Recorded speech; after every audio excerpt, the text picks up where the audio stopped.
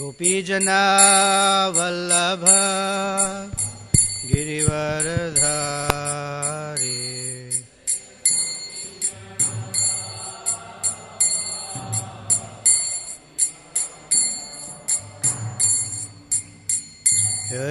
यशोदानंदन व्रज जनरंजन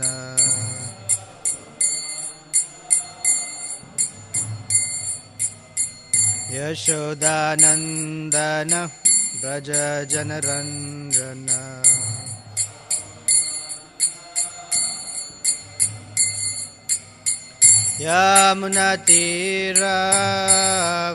यमुनातीरावनचारी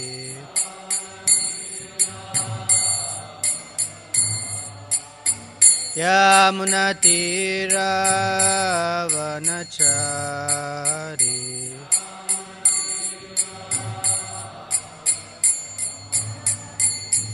जय राधा माधव कुंज बिहारी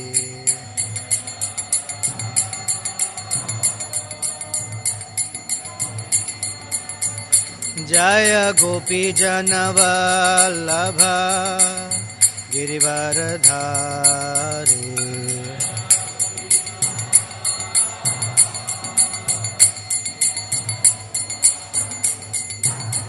यशोदानंदन व्रज जनरंजन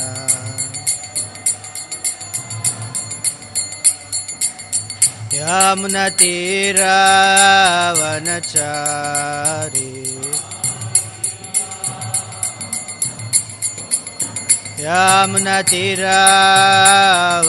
यमुनातीरावनचारी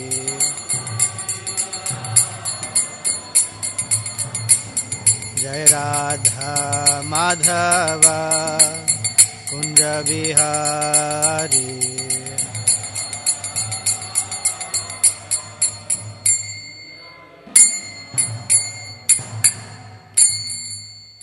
जय विष्णुपाद परमहंस परिव्राजकाचार्य अष्टोत्तर शत Shri Shrimad his divine grace AC भक्ति वेदांत स्वामी श्रील प्रभुपाद की जय। अनंत कोटि वैष्णव वृंद की जय। ग्रंथराज श्रीमद् भागवतम की जय। All glories to the assembled devotees. All glories to the assembled devotees. All glories to Sri Sri Guru and Gauranga. Om Namo Bhagavate Vasudevaya.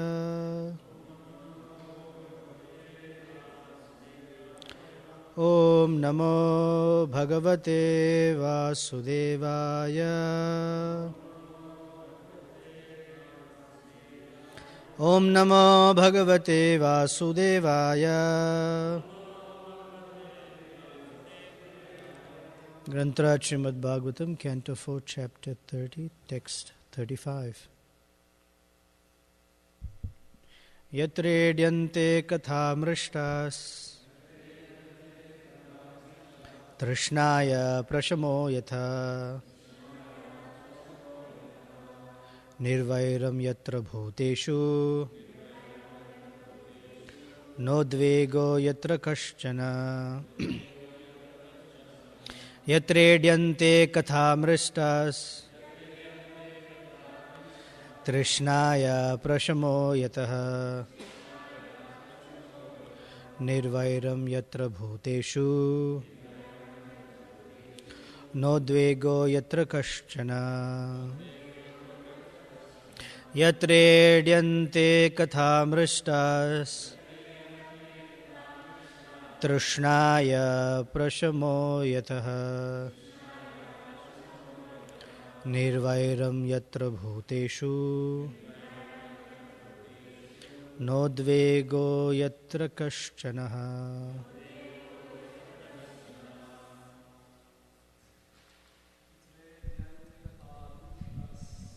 Tridante kathamishtas Trishnaya prashamo yataha Nirvairam yatra bhuteshu Nodvego yatra kaschana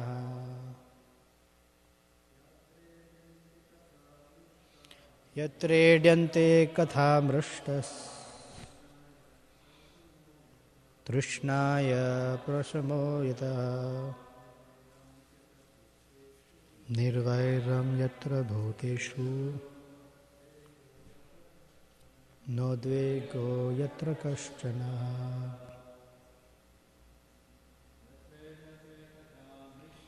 यत्रेड्यन्ते कथामृष्टास्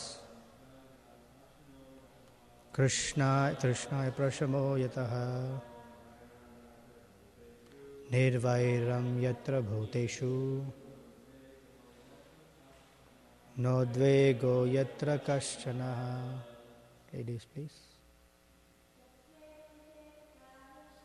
यत्रेड्यन्ते कथामृष्टास्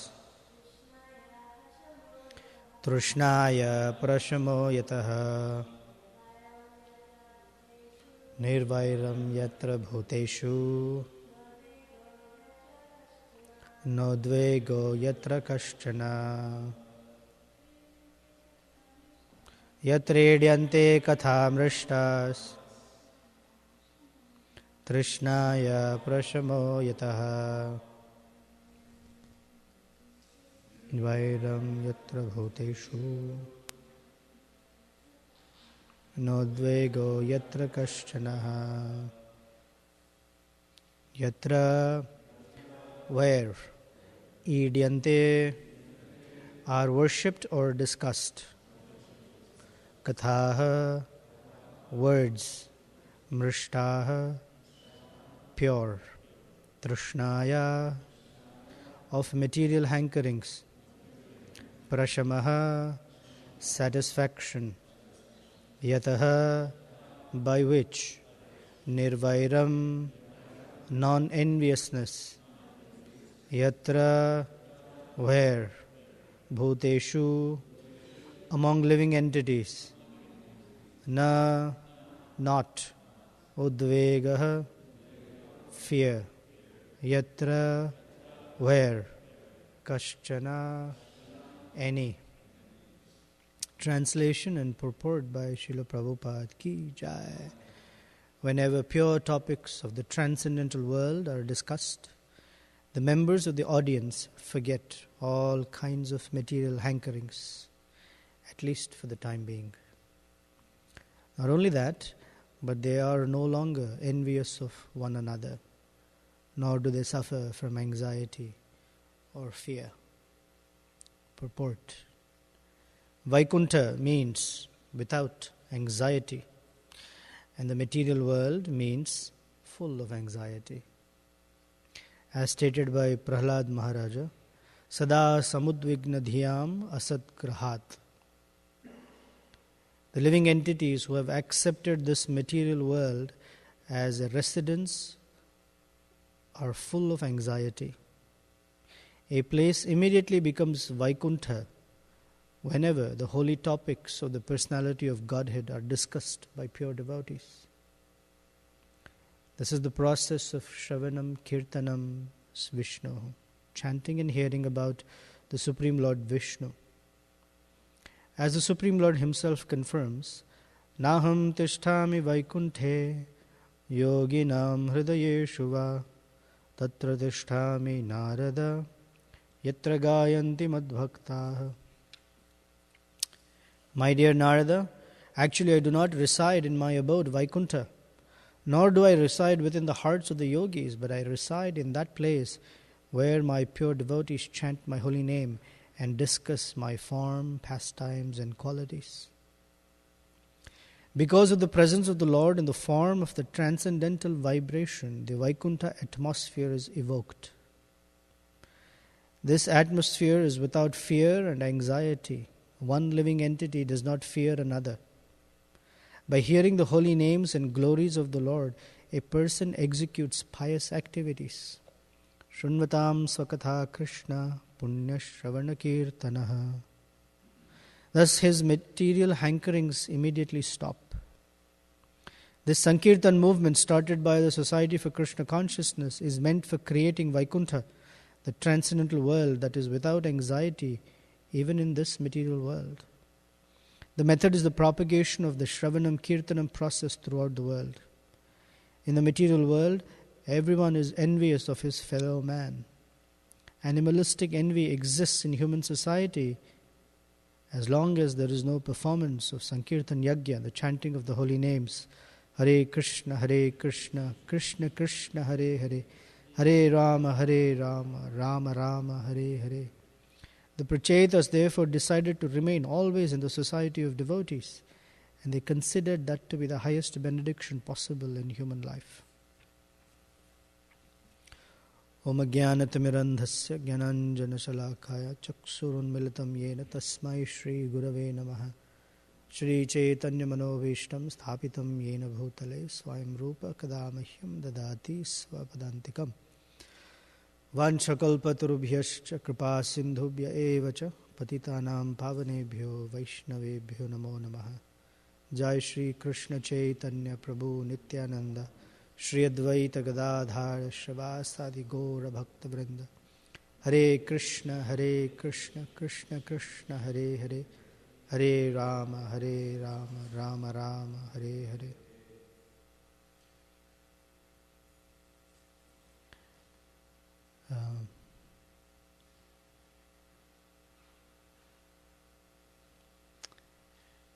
The suffering or the maladies of material existence are described or covered here in this verse.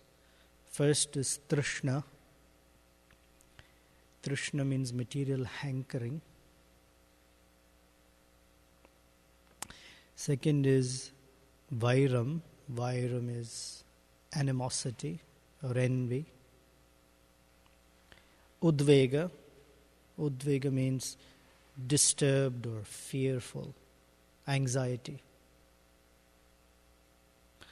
So the human beings, in fact every living entity, responds to these things. It responds to envy, it responds to anxiety, and it responds to hankering, including the human being.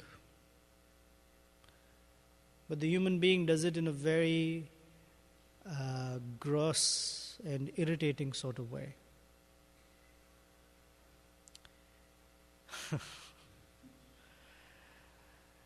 Because the animals, they express their animosity without harming the rest of community. When a tiger wants to express his animosity towards the deer, he doesn't go and disturb the elephants. He doesn't go and disturb the birds. He doesn't go and disturb the monkeys. He's just after the deer. And when he's done, he's done. He doesn't hold grudge. He doesn't sit there and brood. Doesn't contemplate throughout the day. How can I finish the deer? What plans can I make to really finish all the deer in the jungle? He doesn't think like that. In fact, the tiger can drink water from the same source of water without having a problem. Except when he's hungry, then the animosity kicks in. Of course, the deer don't hang out with the tigers. But you see that the animosity is very focused or limited. The human being's not like that. The human being does things that has a lot of what's called collateral damage. Not only is the object of envy, fear, or anxiety and all of that harmed, but the whole surrounding is harmed. So the human being's envy has very drastic effects. So there's a very important principle that by discussion of pure topics about Krishna, Krishna's name, form, pastimes, qualities, these hankerings go away, or these difficulties go away. This means multiple things. First, that this is the only way. Second, there is no other way. Right? And the third is, if this is not done properly, then one will not find relief.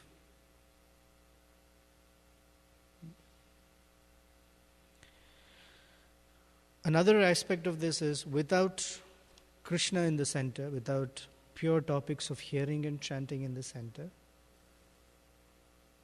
the difficulties of the heart cannot be removed.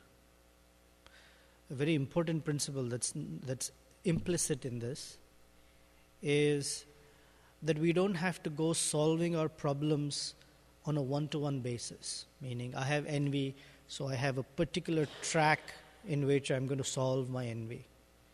I have anxiety, so I'm going to take out a different path and work on my anxiety. I have hankerings, I have material hankerings, and I'm going to have a different track and solve that. If that's the case, we'll be busy for eternity trying to solve our problems. The way to solve is given. Whatever is our difficulty in the heart, the only thing to do is to hear and chant. Yasyam vai shruyamanayam Krishne parama purushe bhaktir utpadyate pumsa shokha moha bhaya apaha. Apaha means burning away or quenching. First canto, 7th chapter. This is Vyasadeva's realization. Text 7. So same thing is being spoken, a little differently, but same thing, same message. So Prabhupada says Vaikuntha means without anxiety. Kuntha is anxiety. Heart is in this very, very disturbed condition.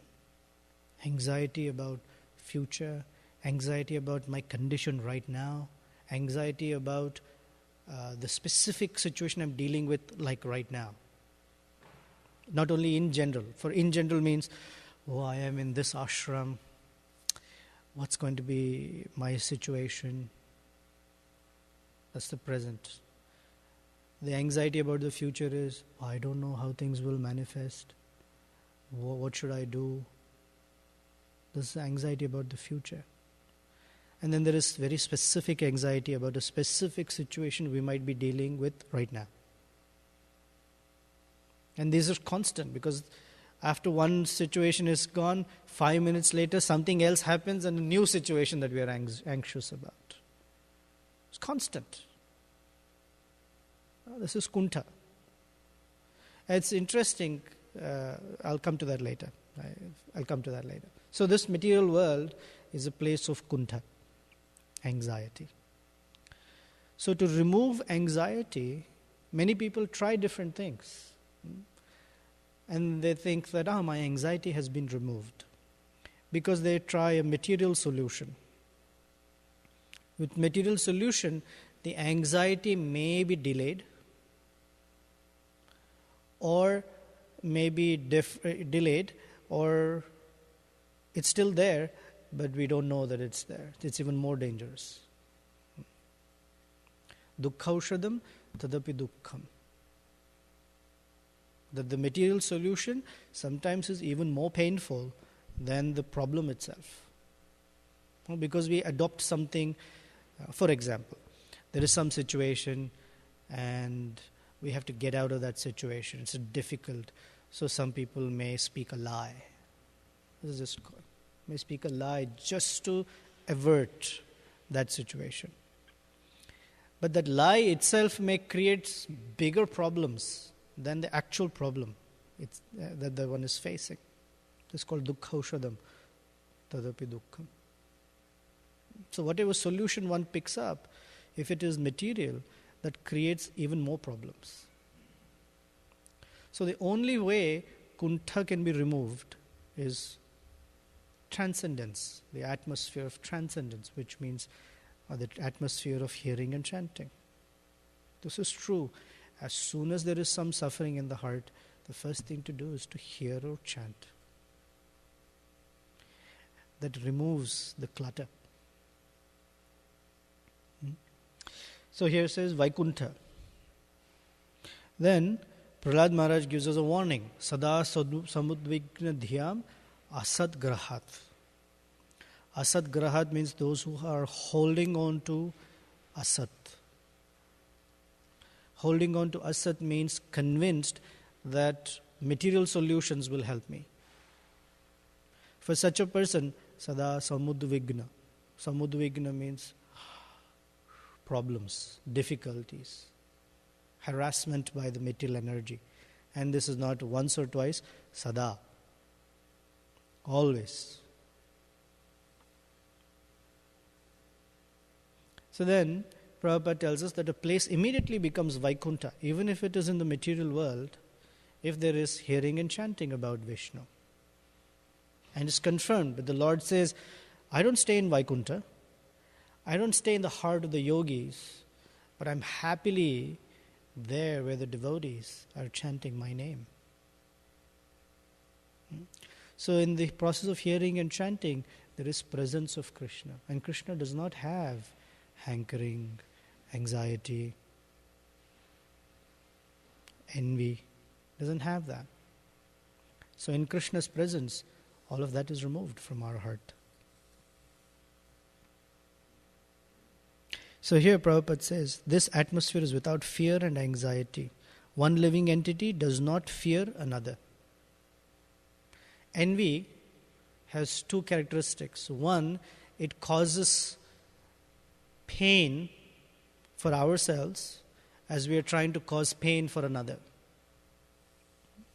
And the second is, we are always in fear. What is someone else going to do to me? It makes us insecure.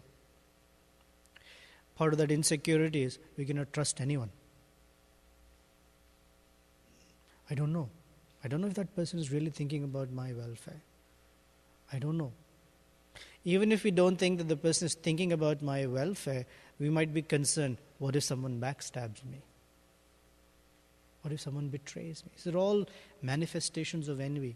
Living entities are fearful of each other. And envy is such a quality. It is really terrible. So he says, thus his material hankerings immediately stop.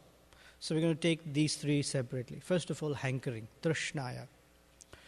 Trishna means this excessive thirst or excessive hankering. One of the issues with this excessive hankering is that it blinds us to what might be the potential pitfalls if we were to pursue that hankering. Usually the word trishna is used in context of a deer following a mirage. The thirst is so intense that the deer is convinced that mirage, that there is water there. And it cannot consider the pitfall that he's just going to keep following and following and following without getting that water, and he may die. But that doesn't matter to him. What's more important is the satisfaction of this urge. The trishna is used in that context. So there might be material hankerings, wanting some situation, wanting some thing. And it can blind the person to such degree that completely clouds any good sense. In fact, it even clouds any good advice. Duryodhana was hankering after being called the emperor of the world. He got fantastic advice, but it didn't matter. He didn't take that advice. In fact, he became angry of whoever gave him advice, such advice. I'm going to speak about Kaikeyi in the context of envy, but hankering. She was hankering after that sense that Dasharath Maharaj should give my son the kingdom. And she did not even consider the pitfall that this will completely displease the king. In fact, he might even die being separated from Lord Ramachandra. It didn't matter. What mattered was, will my word be carried out? Will my desire be fulfilled? In fact, by her desire, the entire Ayodhya was put into suffering, but it did not matter. This is selfishness. Part of hankering is that it makes a person so selfish that they cannot consider how it is hurting others.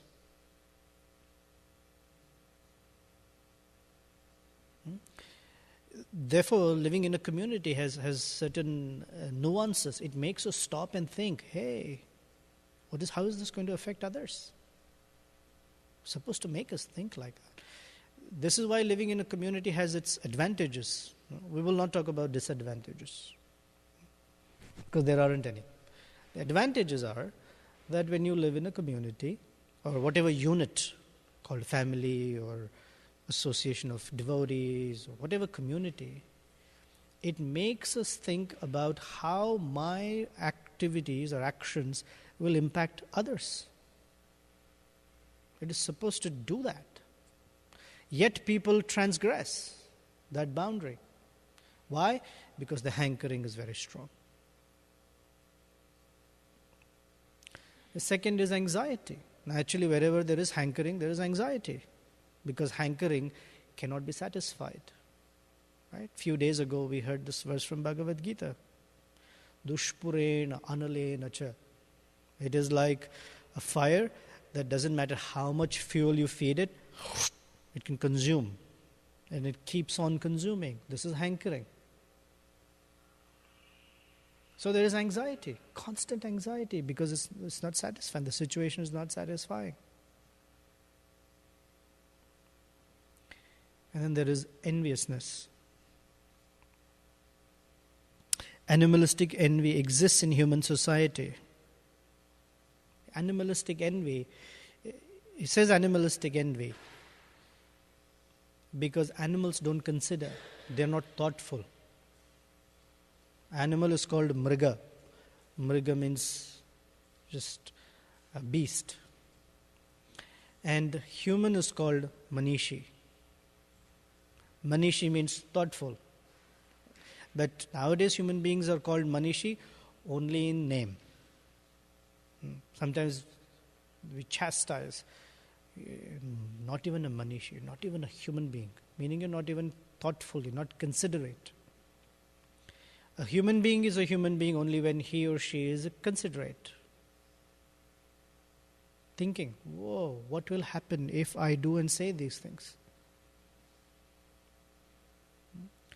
But human being, his or her envy is so intense that it can destroy, like I said, not just the object, but the whole surrounding, and they don't care. It's called khala. Khala means envy or disturbance.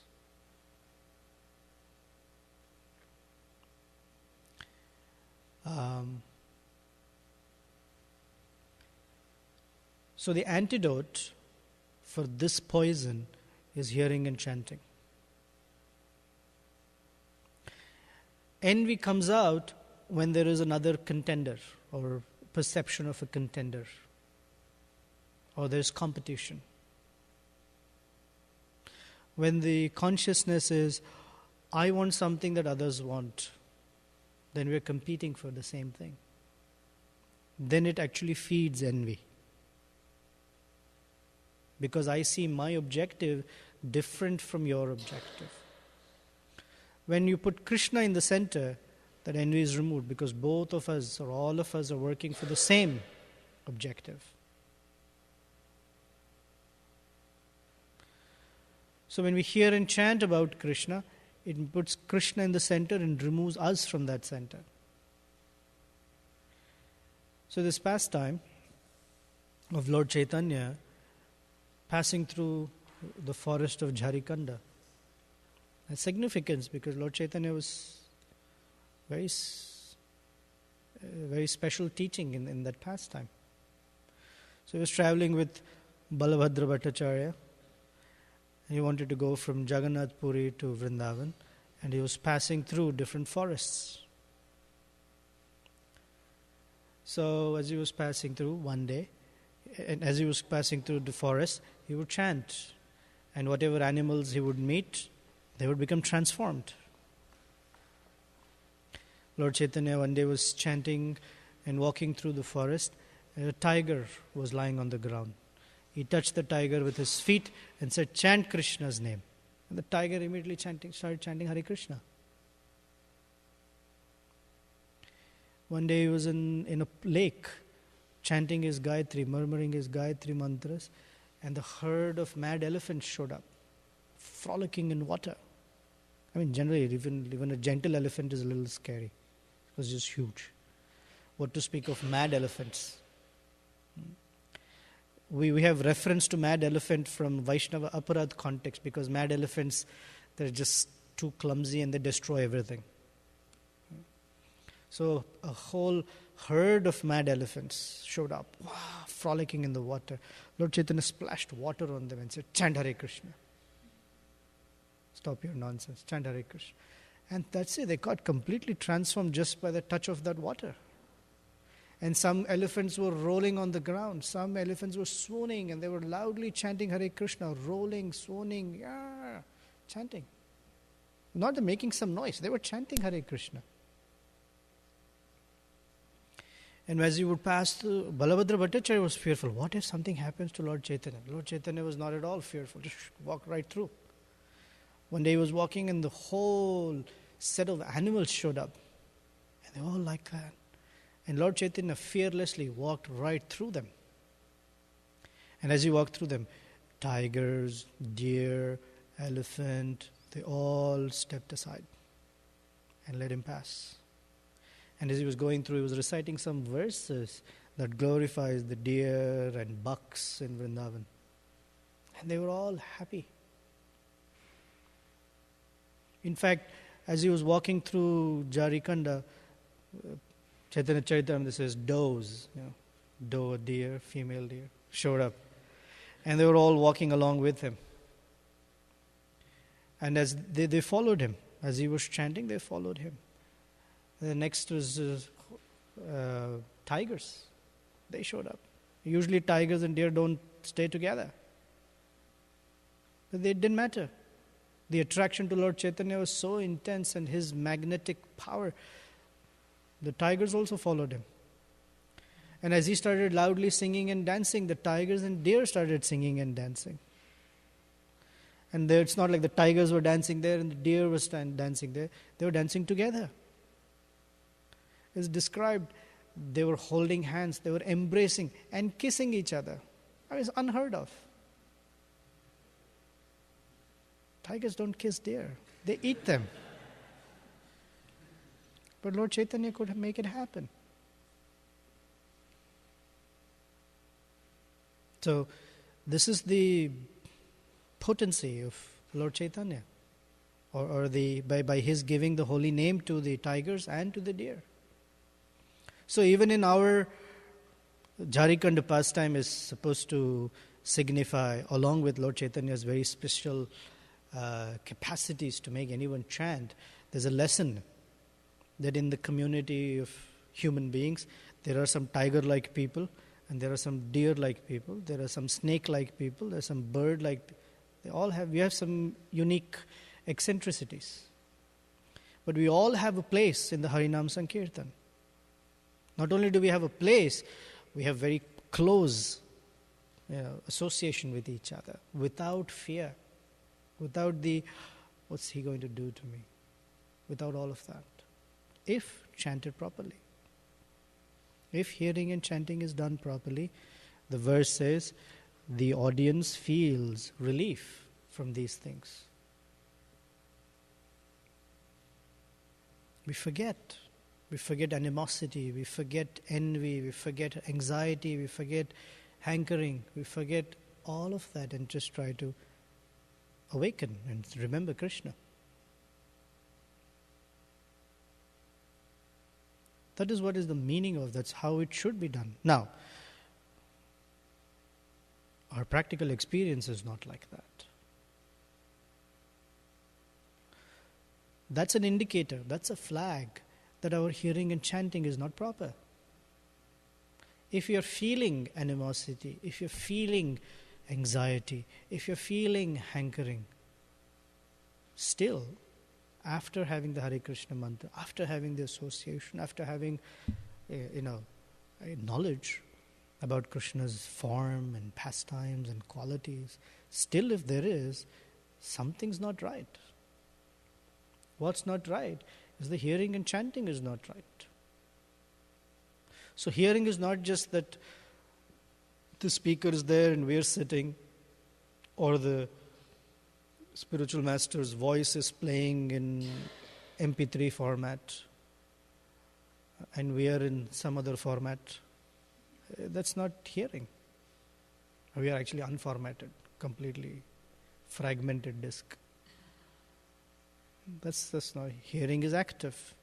Active hearing is receiving.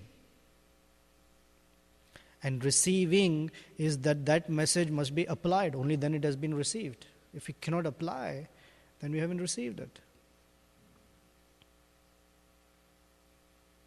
Chanting. Then these things will go.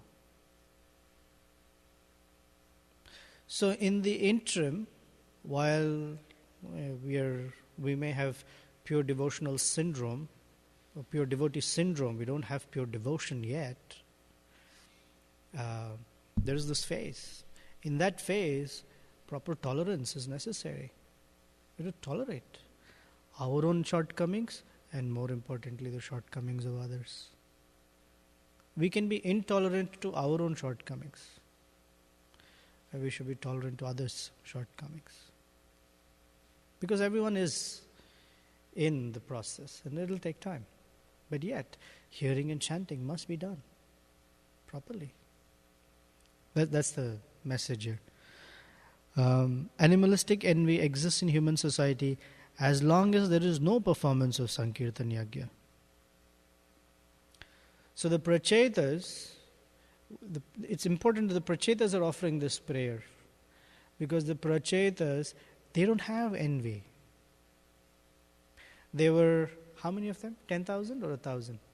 10,000, right? They were 10,000 bodies, but one, I don't want to say one soul, but you get the idea. They had only one intention. They were not 10,000 intentions. One intention. That's fantastic. That's unity. In fact, the Lord appeared because of their being pleased by their unity.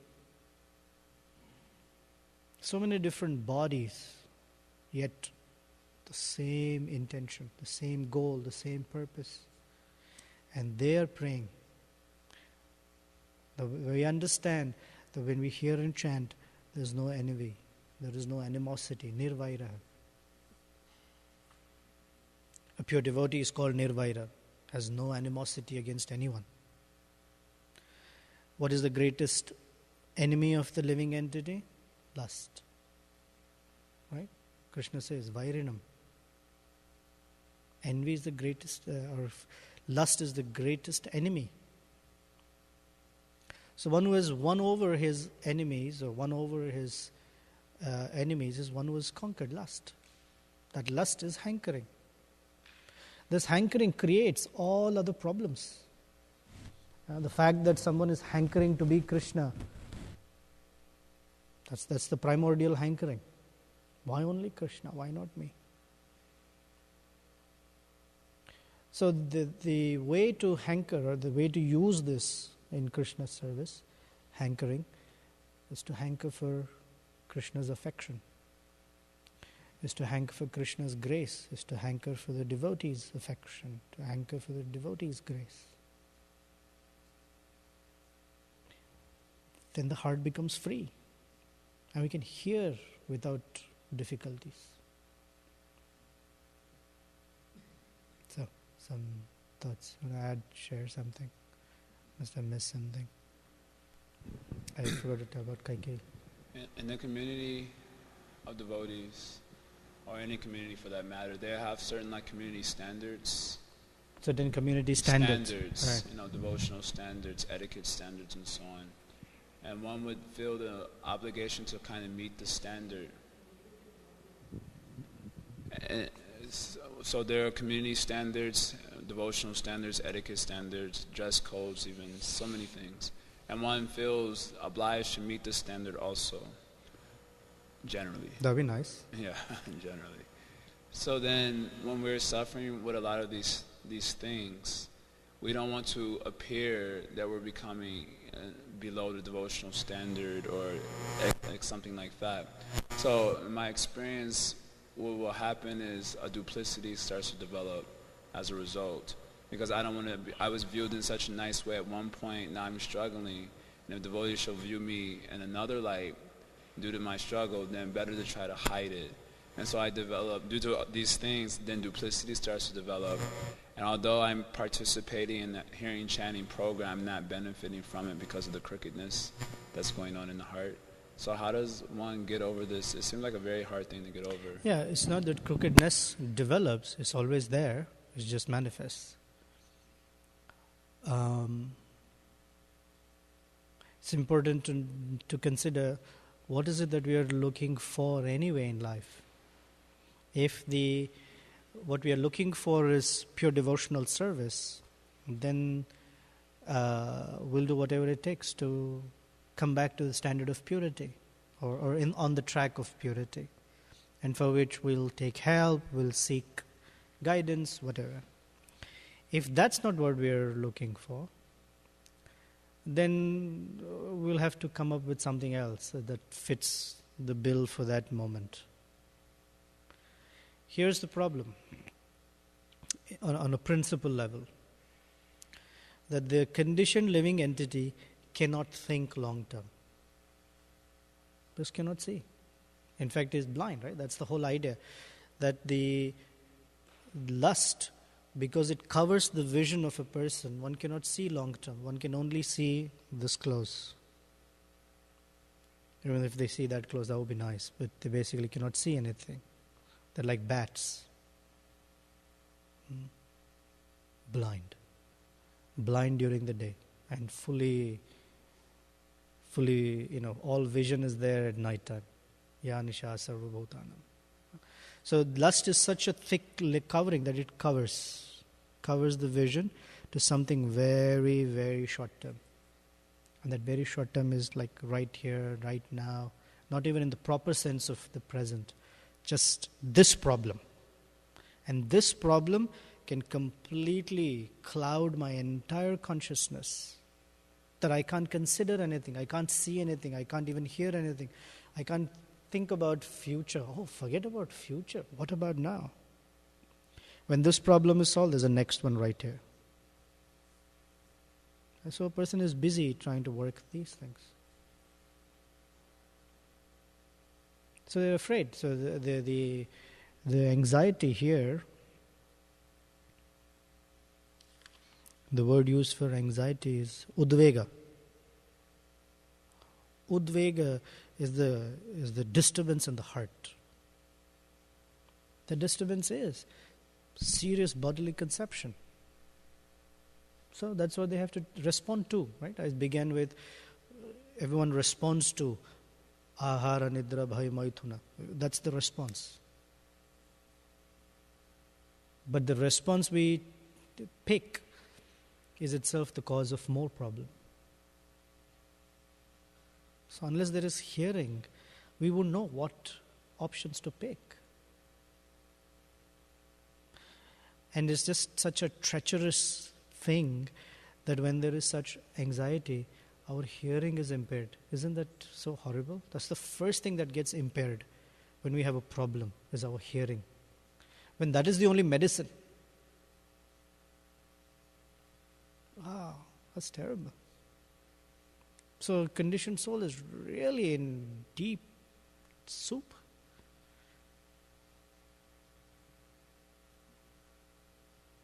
That's the very, what's it called? I forget, the double whammy of the material energy. Not only does she slam us, but also makes the hearing capacity go away. So you have no solution. It doesn't open the door for any solution. Just bam, bam. Finish. Next. Very treacherous, Mataji.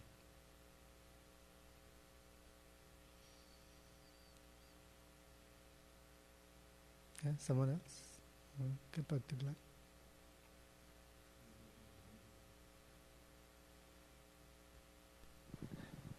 Sometimes a fault that I have manifests in a way that is a problem for another devotee or other devotees. Correct. And, it does. Not just your case, all of our cases. Pardon? This is true for everyone. So it can be helpful when another devotee can approach me and help me deal with it. Correct. So, it's helpful when a devotee can, instead of ignoring it, do something to help me. So can you talk a little about that dynamic and how it works successfully or unsuccessfully? Well, because we're all moving together as one unit, or at least the desired, the stated objective is to move together as one unit. We have to work out our adjustments, our adjusting problems, right? I am from this background and this culture, you're from this background and that culture. I have this eccentricity and you have that eccentricity. And, you're a square peg, I'm a round hole or whatever is it. And we don't know how to fit in, we just don't know. But we're trying to work it out so we are all moving in the same direction. That's the stated objective. When we say I want to be a devotee and I want to be in an ashram, that's the stated objective. Because if that's not the stated objective, the ashram's not the right place. Maybe somewhere else, where we can peacefully, ride solo.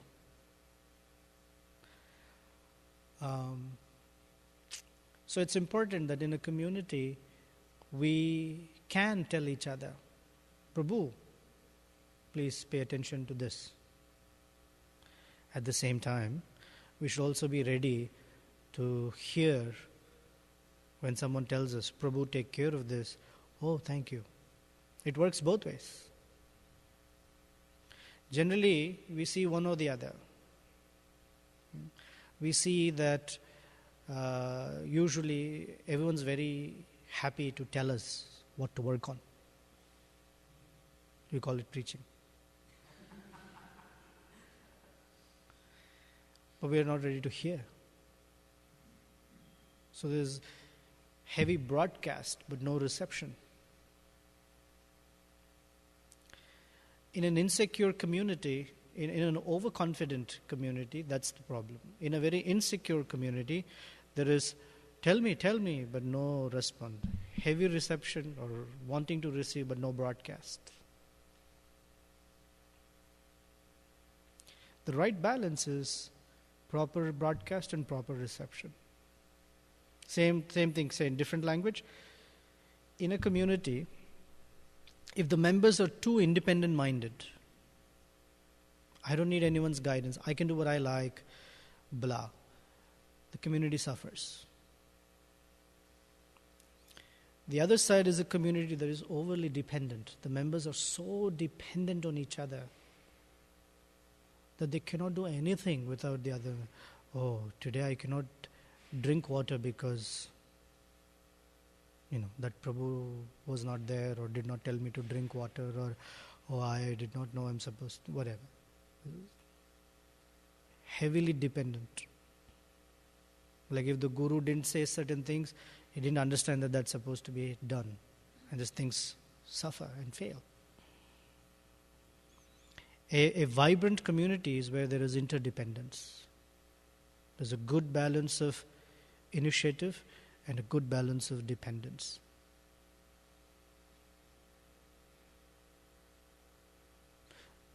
Let's say the same thing differently. When it is principle-centered, when a community is principle-centered, it thrives. So Jai Jagannath Prabhu used the language when the community has certain standards, whatever, dress standards, moral standards, ethical standards, spiritual standards, etiquette standards. Principles. When there are principles that everyone lives by, there is harmony. If one doesn't understand principles properly, then there is discord, like there's confusion. And if each person interprets the principle their own way, whatever they like, there's discord, anarchy. So it's an art to be in to make a harmonious community. It's not easy. Therefore, democracy suffers. I mean, this is really crazy. It's a stupid idea. Because it's not in harmonious. It's this side, confusion. And dictatorship is here. Proper is monarchy. Where there's a leader, then there is Brahmana community. I mean, that's not your question, but you get the idea. It's principles. So yes, as being in a community, we should tap each other on the shoulder. I noticed this. What does that mean? How can we help? Do you need our help like that?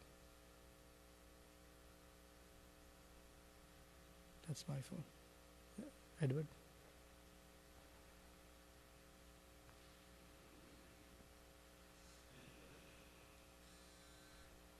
My question was on a point you made about being tolerant of others, especially when we're in this very neophyte conditioned state, but intolerant of our own shortcomings. And I was wondering if you could speak a little more about just being intolerant of our own shortcomings while understanding it requires patience. Take a whip and beat ourselves every day because we're not pure devotees. No. Intolerant in this sense that it inspires us to move in the direction of purity. Do not settle for, hey, this is great. So far, the first 2 leaves of my Bhakti Lata are manifest, Klesha Agni, Shubhada. I don't want the whole fruit and the big tree and all that. I'm fine with these 2 leaves. Good enough for me. Complacency. It's all right. Life's going on. It's all right. I get up in the morning. I go for the program. I come back for the evening program. I do a little seva. I get nice prasadam. Things are all right. The devotees are cool. I'm cool. It doesn't last like that. And to not be satisfied with that. To go deeper into the realms of purity. Can I improve what I'm doing to a much deeper level? How can I do that? Can I make my interactions sweeter? Can I offer my service better? Can I chant more attentively? Can I apply myself better? This is being intolerant. The other way of being intolerant is called lamentation or pity. I can't know what to do. I don't know what to do. I'm so horrible, Prabhu. I don't know what to do. This is lamentation. This is terrible. That makes it worse.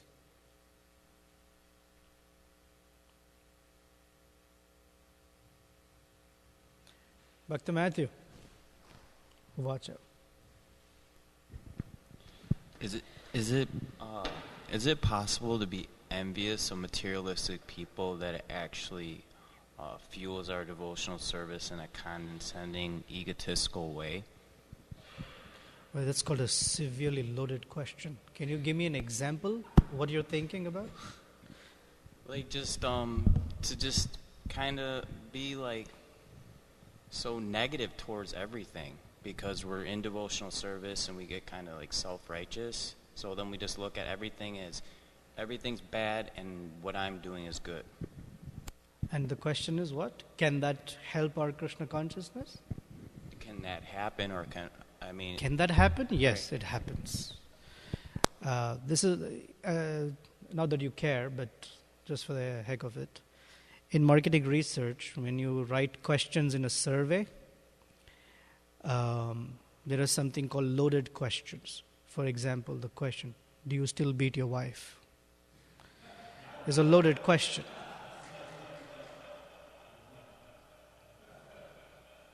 Because what do you say? If you say yes, you've got it. If you say no, it means you were beating your wife. So it's a loaded question. It's a wrong question. So, in your statement, seems like that you're conveying something. Perhaps that's your experience, that somebody is so negative about everything and everybody, and that's envy, but that comes out as pure devotional service. Is that the problem? Is that what you're trying to convey? Okay.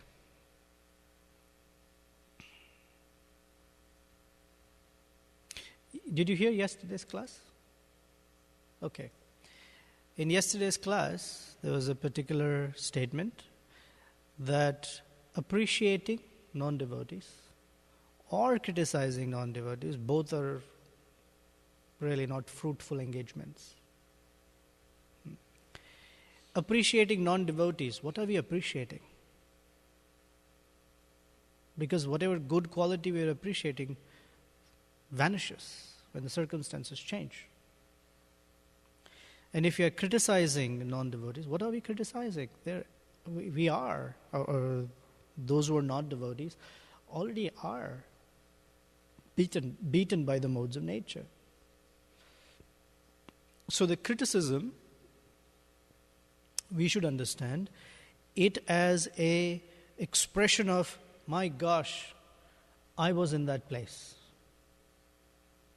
My gosh, I was as blind and arrogant and clouded. And I am so grateful that a very magnanimous soul picked me up. Yeah? There's a song by Bhaktivinoda Thakur called Emona Durmati. And in that song he says, he's praying to Lord Chaitanya, Tavak Nija Jan Kono Mahajane. Someone who's very confidential, your very personal associate, servant, some great personality, Mahajane. He picked me up from this condition. Is self-righteousness all right? No, it's not all right. Can we recognize self-righteousness? Perhaps not. You understand? I'll say it differently. If we busy ourselves figuring out what is the anartha another person has, then we'll be busy for eternity. Bhaktisiddhanta Saraswati Thakur used to face the Mayavadis. And if you notice, Mayavadis don't criticize anyone. Or at least that's what they say. Their whole thing is, hey, you're cool, I'm cool, that's clear. Because yato mat tato pat. You can do what you like, I do what I like, and you're cool and I'm cool. So they do come across as really pacifists and peace-loving. Okay? But Bhaktisiddhanta was not like that. Bhaktisiddhanta said, this is nonsense, this is garbage. So they told him, oh, how can you criticize? He said, no, only Vaishnavas can criticize. When they said, no, this is wrong, he said, you cannot criticize. Now you're acting against your ideology. You cannot criticize. I can criticize. Now, Bhaktisiddhanta was not a self-righteous, arrogant personality. It is described that even Krishna criticizes. If you see in the Bhagavad Gita, there are a couple of places where Krishna criticizes. Actually, more than a couple of places. Right? First of all, he criticizes Arjuna, his dearmost friend. You're talking like you're very educated. You're fool number one. What did it do to Arjuna? It woke him up. Another place, Krishna says, Mudha, Naradama, Maya Aparhata Jnana, Asurim Bhava. Whoa, you're supposed to be God. And then 2 minutes later you say, Samoham Sarva Bhuteshu. What's going on? Do you like people or you don't like people? You understand? What Krishna is criticizing is the mentality. Asurim Bhava. Mentality. So to criticize mentality is all right. To criticize a person is not all right. We can criticize. That is terrible mentality. We can criticize each other's behaviors and say, this behavior is not all right. This behavior is un-Vaishnava-like. But we cannot tell a person, you are a demon. We don't have the capacity to say to someone, you're a demon. But we can say behavior is not okay. So criticism has its place. In fact, it's very important. But criticism with vengeance, or criticism with poison or envy, that's not okay. This is from the side of the giving side. Now for the bystander, like you're saying, let's suppose you're the bystander because you're noticing something. For the bystander to sit there and evaluate that is also dangerous. You know why? Because by evaluating it, innocently perhaps, we place ourselves higher than the persons and we're looking down. Then we are culpable of the same self-righteous problem that we are trying to indicate into others. And that's a very, very treacherous place. It's unfortunate. Yesterday we heard that example. Bhakti Tirtha Maharaj came and told Srila Prabhupada, in your society people are racist. Prabhupada says, terrible, that's very bad. But if you are thinking like that too, then your problem, if you are thinking yourself as the victim, that's your problem too. You're part of it. Right? If you like, go read the chapter in first canto of Bhagavatam. I think it's the 17th or 18th chapter, where Parikshit Maharaj is having a conversation with Dharma the bull and cow, Mother Earth, Dharani. In that, the bull tells the cow, don't think of yourself as a victim. Because when you identify yourself as a victim, you are part of the problem too. Yeah? Very, very interesting conversation between the bull and the cow. It's to not think of ourselves as victims. Because in that victim position, we are evaluating, we are judging. That's the same, I'm repeating myself. We are liable for the same malady that we are identifying. We are liable to operate on the same platform that we are protesting against. Jai Jagannath would like to add something. Yeah, it's been a recurring theme. Yeah.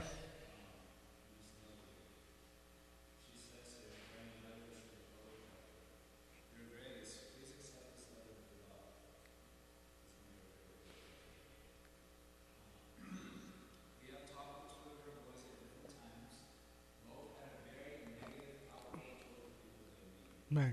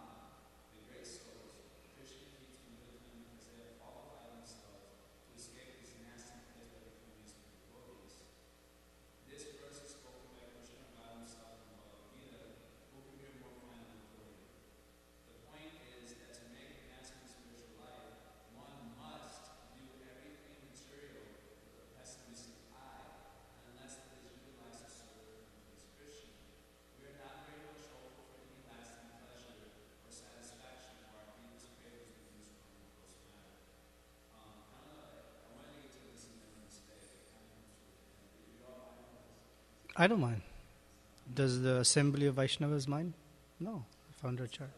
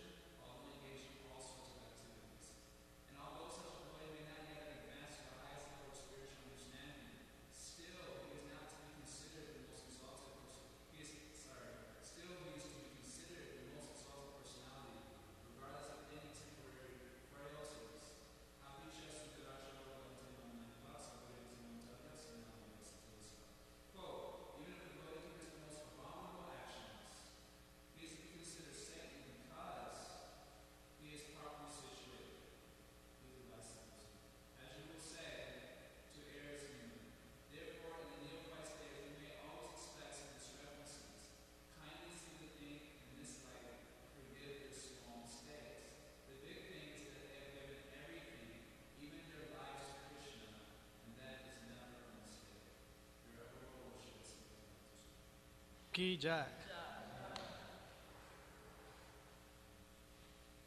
Okay, thank you very much. Srila Prabhupada ki jai. Srimad Bhagavatam ki jai.